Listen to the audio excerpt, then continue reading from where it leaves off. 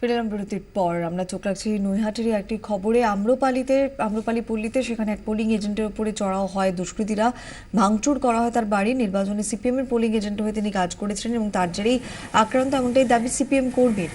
গোটা ঘটনায় তাদের বিরুদ্ধে অভিযোগের আঙুল উঠলেও মানতে নারাজ তৃণমূল নেতৃত্ব। তবে এখানে যে গোটা ঘটনা শেষ তা নয়, এরপরই হামলার অভিযোগ ওঠে ওই এলাকাতে। এবারে আক্রান্ত হন স্থানীয় এক তৃণমূল নেতা। অভিযোগ যে তার বাড়িতে চড়াও হয়ে পাল্টা ভাঙচুর চালায় সিপিএমেরই একদল কর্মী। এক্ষেত্রে অবশ্য তৃণমূলের তোলা অভিযোগ ভিত্তিহীন বলে বিষয়টি খারিজ করে দিয়েছেন স্থানীয় সিপিএম নেতারা। আমাদের সঙ্গে টেলিফোনে রয়েছেন আমাদের প্রতিনিধি অনন্ত চট্টোপাধ্যায়। অনন্ত, দুপক্ষেরই অভিযোগ দুপক্ষ অস্বীকার করছে, মূল ঘটনাটা কি? দেখো, মূল ঘটনাটা গৌরাঙ্গ হালদার, তিনি সিপিএম এর এজেন্ট ছিলেন নৈহাটি আম্রপল্লী এলাকায়। এই গৌরাঙ্গ হালদারের যা অভিযোগ যে তাকে ভোটের আগের দিন তাকে তৃণমূলের পক্ষ থেকে তাকে থ্রেট করে যাওয়া হয়, ভয় দেখিয়ে দেওয়া হয় যে যেন তিনি পোলিং এজেন্ট না হন এবং পোলিং এজেন্টে না যান। এরপরেও তিনি যখন পোলিং এজেন্ট হন ভোটের দিন, তখন তারপরে যখন বাড়ি থেকে আসেন তখন থেকে তাকে ভয় দেখানো হচ্ছিল। কালকে বাড়ির সামনে গতকাল রাতে যখন বাড়ির সামনে তিনি বসেছিলেন এবং আড্ডা মারছিলেন, তখন দুজন বাইকে করে 5 জন আসেন। তখন তার উপরে চড়াও হন এবং তার মাথা ফাটিয়ে দেওয়া হয় এবং তাকে চালাকার যে পেটানো হয় বলে এমনটাই জানাচ্ছেন এলাকার বাসিন্দারা, এবং তার পা ভেঙে দেওয়া হয় মেরে এবং মাথা ফাটিয়ে দেওয়া। এরপর স্থানীয় বাসিন্দারা পাল্টা যারা এই আক্রমণ করেছে তাদের বাড়ি ভাঙচুর করে এবং যে বাড়ি ভাঙচুর হয় সেই বাড়ির যিনি সদস্য তিনিও কিন্তু তৃণমূলের কর্মী।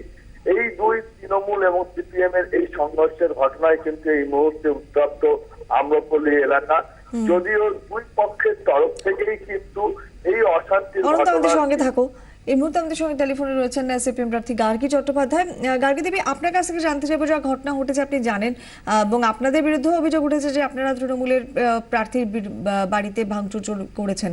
যদিও আপনাদের তরফ থেকে এই বিষয়টি অস্বীকার করা হচ্ছে, কিন্তু সার্বিক যা ঘটনা ঘটেছে তাতে আপনার কি প্রতিক্রিয়া? সার্বিক ঘটনা হচ্ছে যে আমাদের এজেন্টের বাড়ি রাত্রিবেলায় গিয়ে বলা হয়েছিল এজেন্ট না বসতে, আর তারপরে ভোটের দিন সন্ধ্যে থেকে শুরু হয়েছে এজেন্টদের মারধর।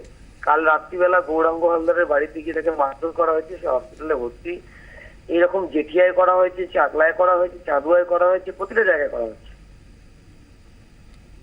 হ্যাঁ, প্রতিটা জায়গায় গিয়ে এজেন্টদের কেন এজেন্ট বসলো সে, তার জন্য তাকে মারা হচ্ছে, আমাদের কর্মীদেরকে মারা হচ্ছে। মানে কারা করছে? আপনার তৃণমূল কংগ্রেসের লোকজন। আর এদিকে তৃণমূল যে এক্ষেত্রে আপনাদের দিকে অভিযোগ তুলছে যে ওই ঘটনার পর আপনারাও তৃণমূল কর্মীদের উপরে হামলা চালিয়েছিলেন। এটা কি আপনি মনে করেন? আমরা তো মনে করি না। একটা ঘটনা বলুক কালকে আক্রমণ করা হয়েছে, আমি আপনাকে 10টা ঘটনা বলছি। মানে এই ঘটনার ক্ষেত্রে আপনারা কোনোভাবেই না, আমাদের এরকম কোনো ব্যাপার নেই। বেশ, অনেক ধন্যবাদ। কথা বললাম স্থানীয় সিপিএম প্রার্থী গার্গী চট্টোপাধ্যায়ের সঙ্গে। যদিও তিনি তাদের বিরুদ্ধে যে তৃণমূলের উপর হামলার অভিযোগ উঠেছে তা গোটা ব্যাপারটিতেই যে সিপিএম এর কোনো যোগ নেই, এমনটাই বক্তব্য সিপিএম প্রার্থী।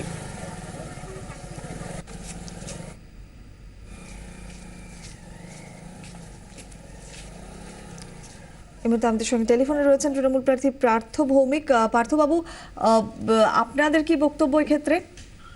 না, এখানে রাজনৈতিক কোনো সম্পর্ক নেই। কাউকে যদি সিপিএম বলে মারার হয় তাহলে ভোটের পরে মারবো কেন? নিজস্ব কারাগত কোনো কথা ওর মধ্যে এই ঘটনা ঘটছে, এর সাথে রাজনৈতিক কোনো সম্পর্ক নেই।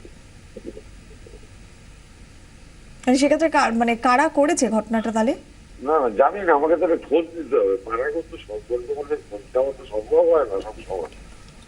পলিটিক্যাল কথা হলে আমি পুরোটাই জানতে পারতাম। অনেক ধন্যবাদ। কথা বললাম তৃণমূল প্রার্থী পার্থ ভৌমিকের সঙ্গে।